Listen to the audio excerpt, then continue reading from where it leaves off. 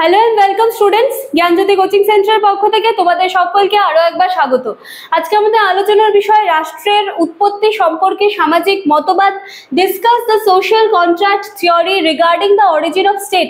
ঠিক আছে, বাংলাটাও বলে দিলাম, ইংরেজিটাও বলে দিলাম। আশা করি কারোর কোনো কনফিউশন হওয়ার কথা নয়। আজকের ক্লাস বা আজকের আলোচনার বিষয় শুরু করার আগে আমি বলে দিতে চাই, আমাদের জ্ঞানজ্যোতি কোচিং সেন্টারের পক্ষ থেকে যেই ক্লাসেসগুলো ইউটিউবের মাধ্যমে প্রোভাইড করা হচ্ছে সেইগুলো দেখে যদি তোমাদের ইনফরমেটিভ মনে হয় এবং তোমাদের যদি মনে হয় যে জ্ঞানজ্যোতি কোচিং সেন্টারের সাথে যুক্ত হতে হবে, আমাদের কাছে পড়ার একটা ইচ্ছা তোমাদের রয়েছে, তার জন্য কিন্তু তোমাদের সকলকে আরো একবার ওয়েলকাম।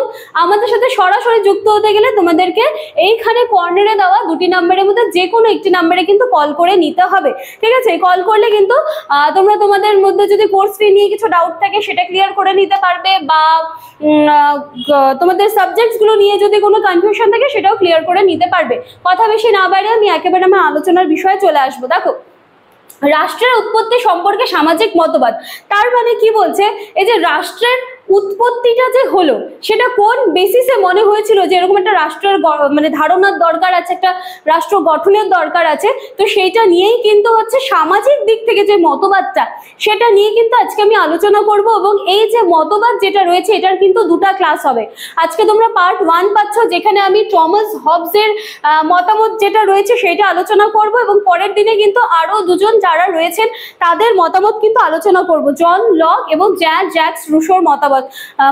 ঠিক আছে, দেখো একটা সময় মানে যখন হচ্ছে যে রাষ্ট্রের কনসেপ্টটা তৈরি হয়নি, ঠিক আছে, সেই সময় কিন্তু রাষ্ট্রের উৎপত্তি সম্পর্কে অনেক ধরনের মতবাদ কিন্তু প্রচলিত ছিল, যার মধ্যে থেকে অন্যতম ছিল কিন্তু এই সামাজিক মতবাদটা। এবং যখন দেখো তোমরা হয়তো দেখতে পাচ্ছ প্রাক সামাজিক এবং প্রাক রাষ্ট্রীয়, এই ব্যাপারটা আমি লিখেছি। এই ব্যাপারটা কি, দেখো সমাজে যখন হচ্ছে মানে সামাজিক এই কনসেপ্টটা যখন ছিল না, তখন মানুষদের মানে তারা কিন্তু হচ্ছে তাদেরকে কন্ট্রোল করার মতন কেউ ছিল না, বা সমাজ বলে যে একটা জিনিস হয় যেখানে হচ্ছে সংঘবদ্ধভাবে থাকতে হবে, এইরকম কোনো কিন্তু প্রতিষ্ঠান বা সংস্থা কিন্তু কিছু ছিল না। তো সেইটাকে বলা হচ্ছে প্রাক সামাজিক। তারপরে এলো হচ্ছে প্রাক রাষ্ট্রীয়, তার মানে হচ্ছে এখানেও দেখা যেত যে রাষ্ট্র সম্পর্কে কিন্তু কোনো কনসেপ্ট বা ধারণা সেইভাবে কিন্তু গঠিত হয়নি, মানুষ কিন্তু একটা গোষ্ঠীর মধ্যে বসবাস করত। তো সেইটা হচ্ছে প্রাক সামাজিক এবং প্রাক রাষ্ট্রীয় অবস্থা। এবং এই সবকিছু নিরিখে দাঁড়িয়ে মানুষের একসময় মনে হলো যে না, রাষ্ট্রের একটা উৎপত্তির প্রয়োজন রয়েছে, বা এই যে প্রাক সামাজিক যে ব্যাপারটা, এখান থেকে কিন্তু একটা সমাজের প্রয়োজন কিন্তু রয়েছে। তো এটাই হচ্ছে পুরো ব্যাপারটা।